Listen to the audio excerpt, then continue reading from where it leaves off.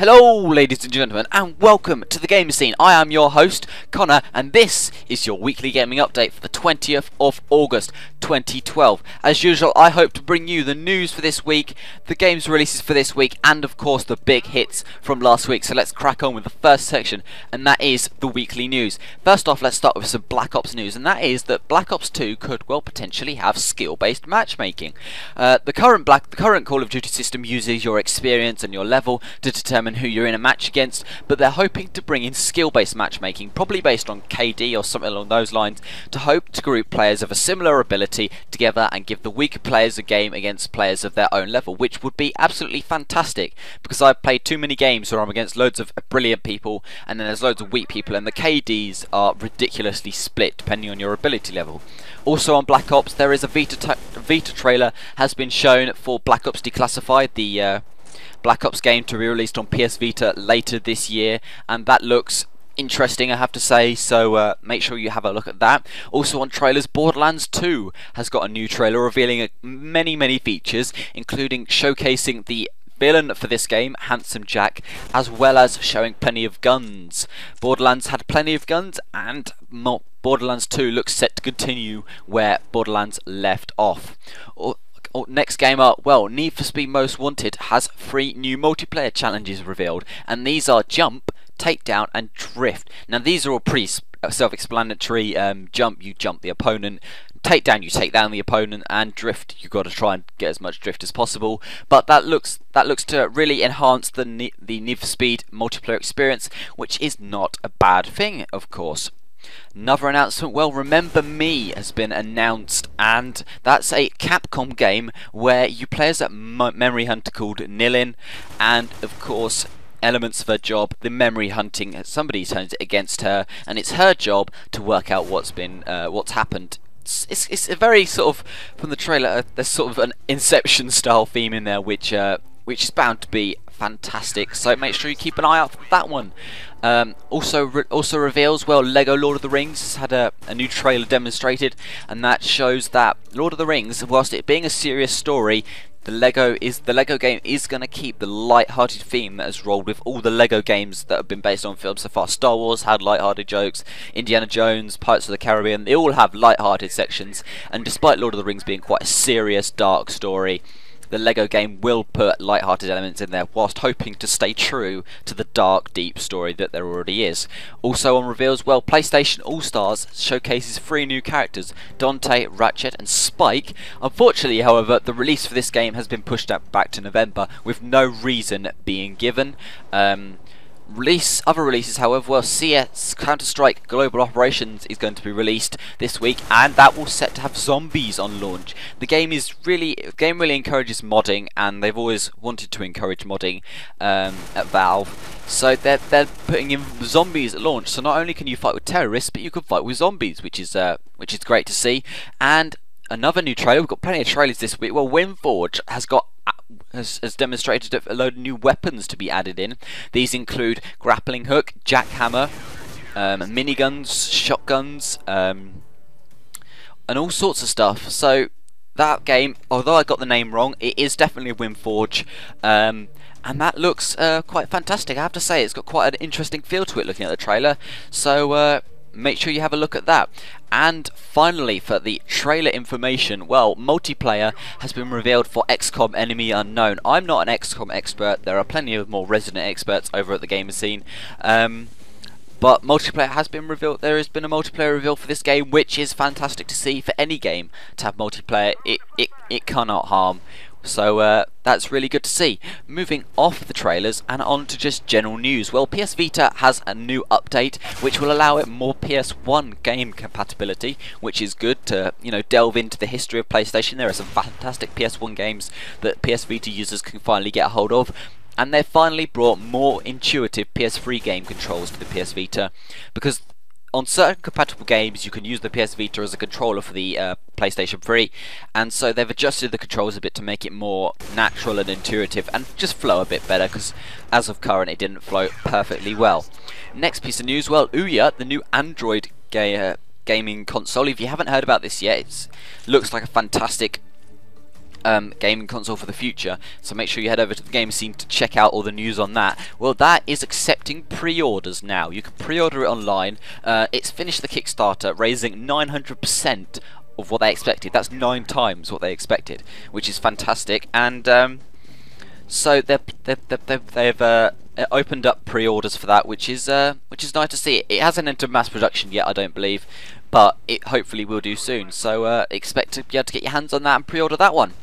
Next up, onto companies. Well, OnLive, the gaming system that didn't really take off, has had to lay off 50% of its staff, but also has been acquired by an unknown company. And in a statement released quite recently, well, they have stated that whilst the company has had to lay off 50% of staff and has been brought out, they've moved on to a new stage and are hoping to really push on with the future, which is, you know, we can but hope. And finally, Epic Games fully now owns People Can Fly. People Can Fly, the makers of Gears of War, I believe, have finally been fully acquired by Epic Games. So all the people over there are going to put some of their hard work into the Epic Games legacy. Now, moving on to the game releases for this week. Well, on Tuesday, as always the first day, we have Counter-Strike Global Offensive for PlayStation 3, Xbox 360 and PC. Also on those 3 consoles, Transformers Fall of Cybertron. Next up, Sniper Ghost Warrior 2, also on Tuesday, but only on PC. The Xbox and PlayStation 3 games don't get released till January 2013. So whether there's been some huge console port problems that they've had to overcome, I don't know, but that's coming out a long time earlier. 5 months, in fact, earlier than the consoles. So hopefully they've put some good work into it and not just left it to die. And Legasista comes out for PS3 on Tuesday. Galaxy on Fire HD 2 on PC.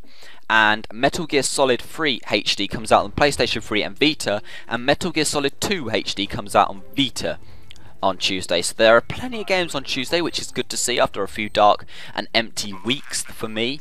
On Wednesday we have JoJo's Bizarre Adventure HD version for Xbox 360 and PlayStation 3. On Thursday, Nintendo DS sees a game, and that is called Abyss. And finally on Friday, Dark Souls Prepare to Die Edition on PC and Jagged Alliance Crossfire also on PC. So what out of there are going to be fantastic?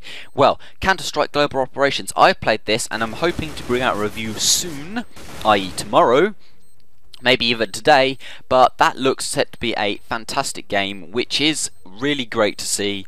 Counter-Strike was, you know, of course, a really good game, and so they've continued on the legacy with this one. Transformers Fall of Cybertron, I was worried this would be a film game, but having been assured by my more informed colleagues that it's not going to be, that could well be fantastic. If it's a film game, it's not going to be great, I have to admit, but as a standalone game based on the whole franchise as such, it could be quite a good game.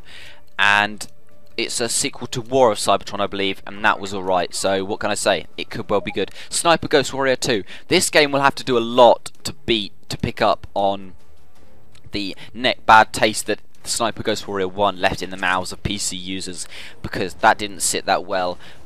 Sniper Ghost Warrior 2 will hopefully bring less bugs, a better graphics system and all that, to add to the really great sniping controls that were already there. And you know, just the sniping controls are great, but the rest of the game wasn't as polished, and hopefully this time there is a lot more, you know, depth and work put into it to really give the game a really finished feel. And finally, Dark Souls Prepare to Die Edition on PC. Well, other Dark Souls games on other consoles have sat really well, so hopefully this one will sit really well. It's a really dark sort of RPG game, and I kind of wish I can get my hands on it. I'll have to see about that, but it looks fantastic, so make sure you definitely check it out. But now I've done this week, what about last week? Well, there's quite a few games that were decent last week.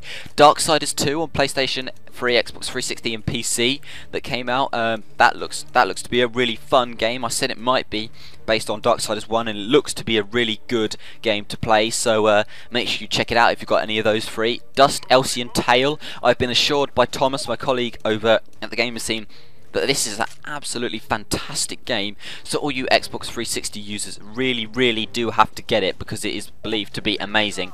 Sleeping Dogs, PlayStation 3, Xbox 360 and PC, the sort of open world, free running game set in Hong Kong.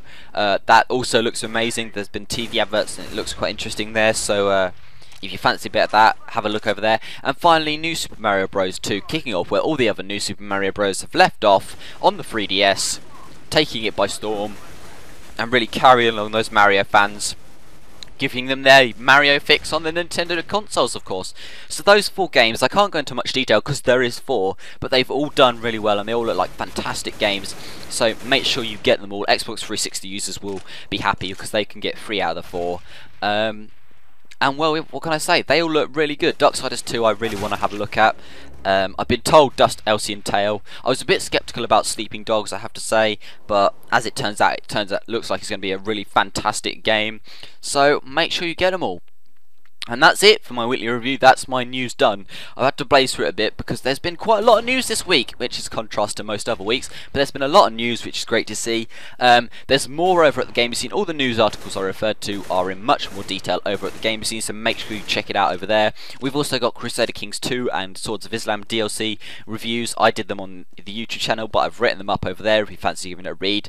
And Dust, Elysian Tale, as I mentioned earlier, Thomas did a review of that, so if you want to get full details on it before you buy it, even though I haven't convinced you, make sure you check it out over there. And of course, as an earlier video demonstrated, we have a podcast. The first episode of that has been released this week, so make sure you definitely have a look at that. And well, that's it for this busy week. That's all I can say. Hopefully I'll have another busy week, and from the rest of the year I'll be cracking on like this. But that's it for this week, so that's Connor out.